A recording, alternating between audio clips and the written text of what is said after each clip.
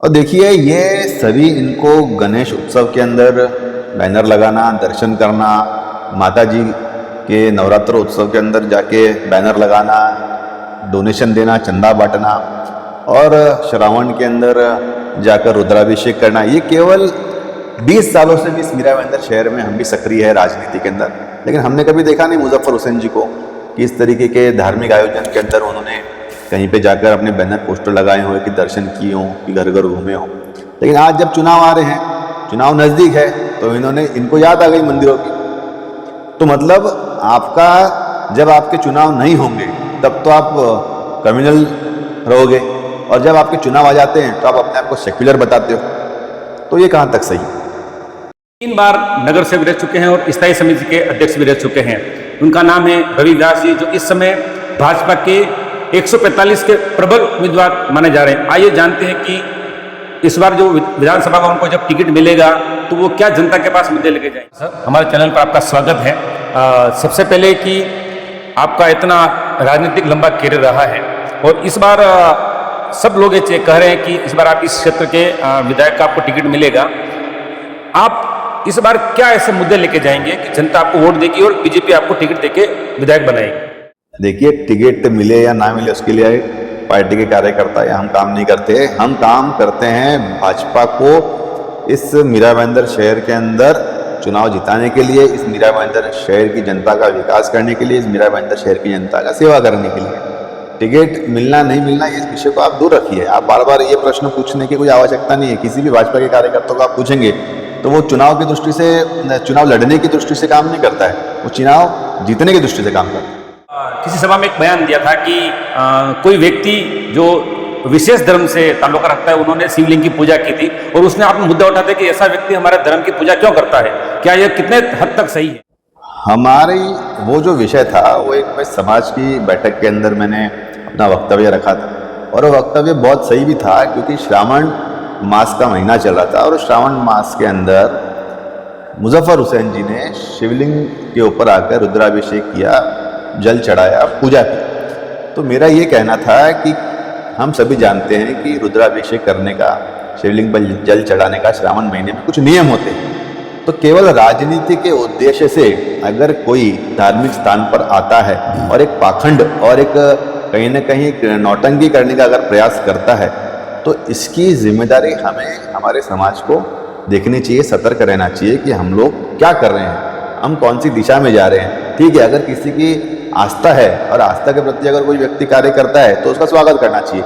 लेकिन जो केवल राजनीति से प्रेरित होकर एक पाखंड करने के लिए, सिर्फ ढोंग करने के लिए अगर कोई व्यक्ति धर्म का उपयोग करता है तो उसकी मैं निंदा करता हूँ। 2019 में जब चुनाव हुआ था तो भाजपा निश्चित थी कि हमारी जीत होगी, मगर किसी कारणवश से यहाँ भाजपा की हार होकर अपक्ष उम्मीदवार जीत गया। मगर इस बार आप और अपनी टीम ऐसी क्या व्यवस्था करेगी कि भाजपा ही यहाँ जीते? देखिए, पिछली बार के विधानसभा चुनाव के अंदर एक अलग नैरेटिव चला था और कहीं ना कहीं उम्मीदवार की एक एंटी इनकम्बेंसी बड़े पैमाने पे दिखी और कहीं ना कहीं जनता जो होती है वो अपना निर्णय अपने हिसाब से लेती है। लेकिन इस बार आप देखेंगे कि भारतीय जनता पार्टी का जो माहौल है वो पूरी तरीके से पार्टी के फेवर में है।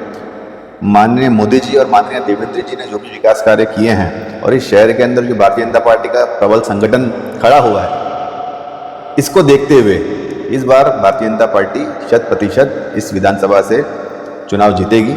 और साथ में आप देखेंगे कि आज ही एक बड़ा फैसला माननीय देवेंद्र जी ने लिया है, टोल फ्री मीरा भाईंदर दहीसर चेकना को कर दिया लाइट मोटर व्हीकल्स के लिए। आपने देखा कि लाडली बहन योजना के माध्यम से करोड़ों महिलाओं को, हमारी माता बहनों को लाडली बहन की निधि मिल रही है। तो कहीं ना कहीं ऐसे कई सारे विकास कार्य है हमारे मीरा भाईंदर शहर में, जिनकी बदौलत मीरा भाईंदर में भारतीय जनता पार्टी को जनता का आशीर्वाद मिलेगा। गाय माता को माँ का दर्जा दिया गया, जो देसी गाय होती है, और इस बार महाराष्ट्र सरकार ने गाय माता को राज्य माता का दर्जा दिया है।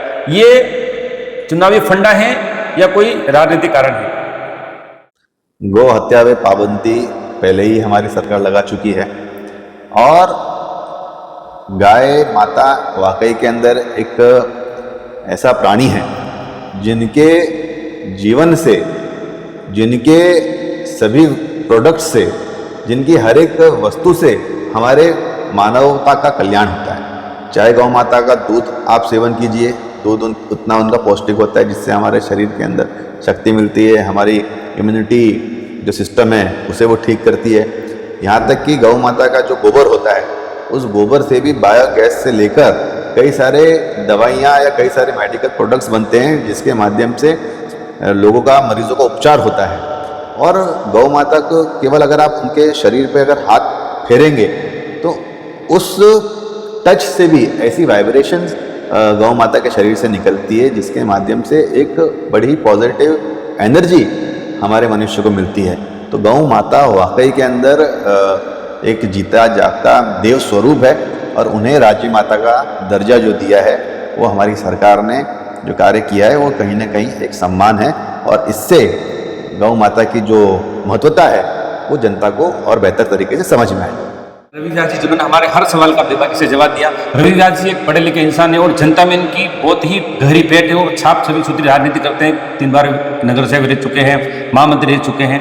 तो इस बार देखते हैं कि भाजपा इनको वो टिकट देगी या किसी और को देगी, मगर जनता की ऐसी मतलब जो हम मार्केट में घूमते हैं, चौपाल लेते हैं तो लोग बोलते हैं कि इस बार आज रवि व्यास कहती है। देखते हैं अब भाजपा इस बार क्या फैसला लेगी।